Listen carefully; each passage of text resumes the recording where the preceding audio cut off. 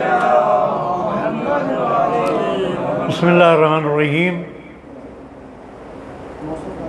خطبے کے جملے ادا کرنے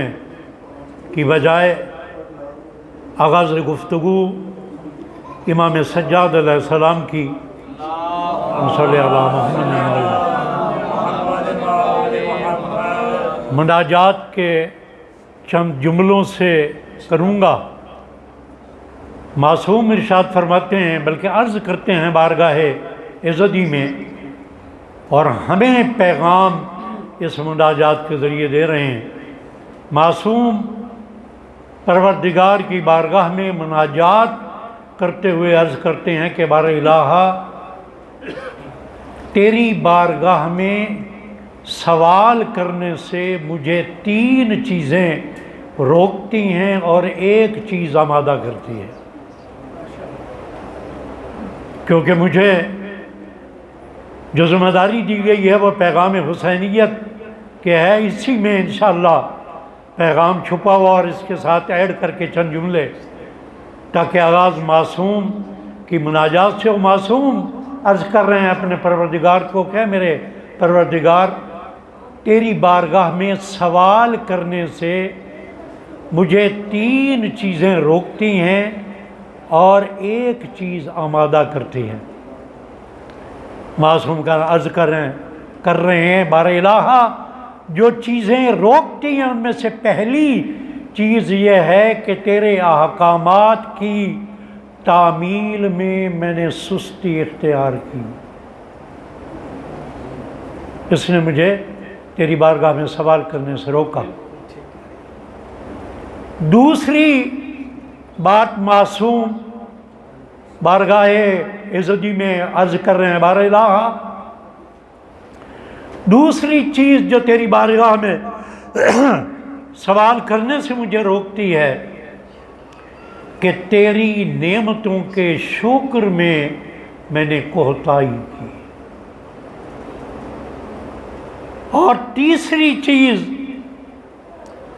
جو تیری بارگاہ میں مجھے سوال کرنے سے روکتی ہے کہ اے بار الہا، اے میرے پروردگار، جس چیز سے تو نے مجھے روکا میں اسی کی جانب بڑھا۔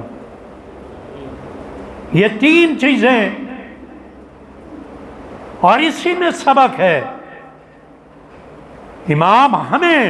اپنے ماننے والوں کو یہ پیغام دے رہے ہیں کہ اگر احکامات الہی کی تعمیل میں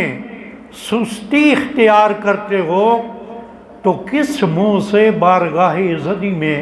اپنی رزق کی وسعت کی دعا کرتے ہو؟ واہ واہ واہ، کیا اس کے احکامات کی تعمیل میں سستی حائل ہوتی ہے امام کی نظر میں، بارگاہ الہی میں سوال کرنے میں حائل ہوتی ہے سستی،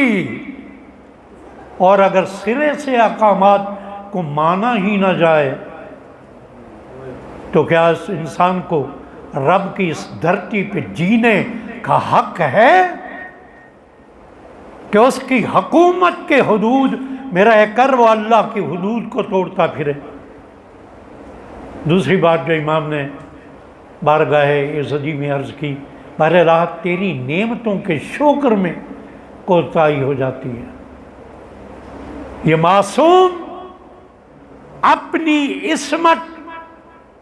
کی بنیاد پہ، یا نوجوان کچھ بیٹھے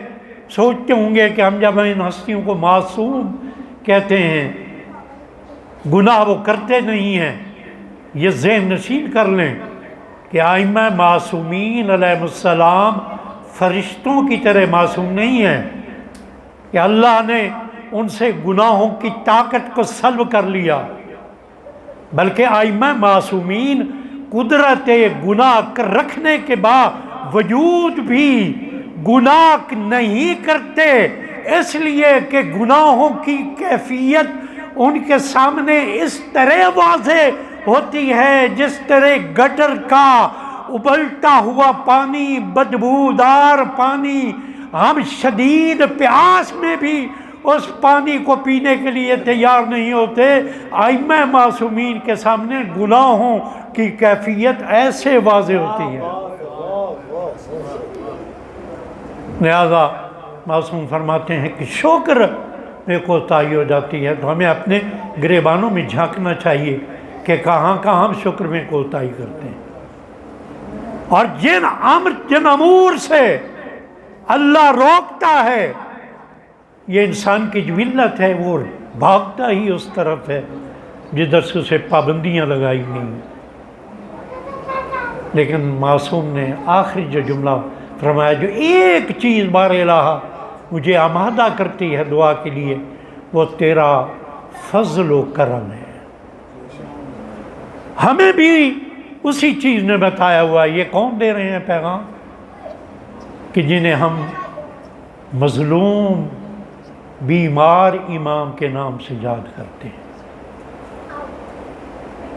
جسے ہم بے بس امام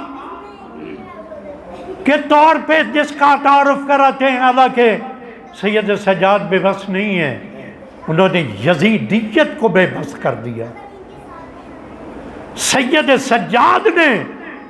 یزید کی ساری مکاری کو بے بس کر دیا، ابن زیاد کے ہر ظلم و جور کو بے بس کر دیا۔ جو یزیدیت کو بے بس کر کے حسینیت کے پرچم کو سر بلند کر دے، اسے سید سجاد کہتے ہیں۔ اور سید سجاد نے ہمیں عزاداری کا پیغام دیا،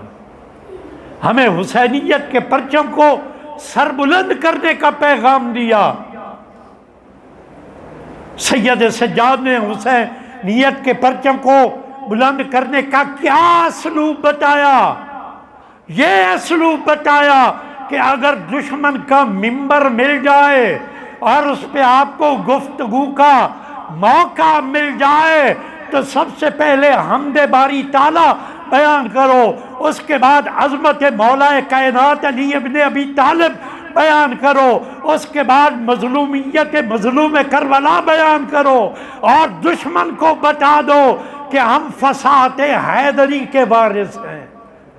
یہ سید سجاد نے حسینیت کے فروغ کا اسلوب بتایا، اور بار بار یہ جملہ میں مختلف مجالس میں دوہرا رہا ہوں، ویڈیو کے ذریعے میرا پیغام بہت دور تک جا رہا ہے، پھر اس مجلس میں دوہرا دیتا ہوں کہ سید سجاد نے اور جناب زینب سلام اللہ علیہا نے